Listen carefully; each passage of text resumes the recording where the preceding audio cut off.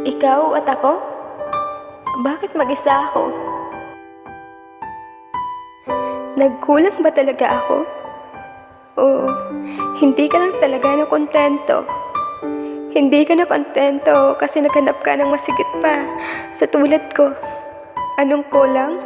Teka, alam ko na. Kasi ako lang to, yung taong hindi mo kayang ipagsigawan.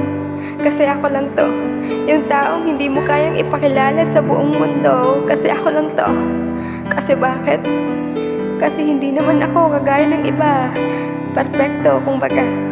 Walang-wala ako sa kanila. Lahat ng gugustuhin mo, binibigay nila. Napapasaya ka nila habang ako dagdag problema mo pa.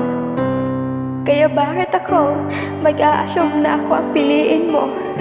Kung pagmamahal lang ang kayang ibigay ko, pasensya ka na, hindi ko maibigay lahat ng gusto mo. Kaya iniwan mo ako.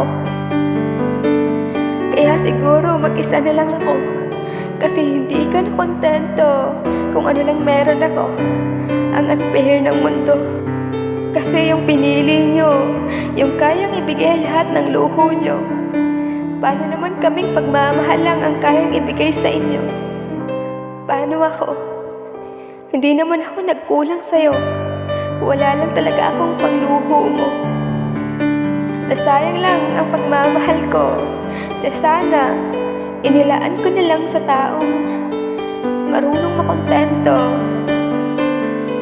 Kaya ngayon, mag-isa na lang ako.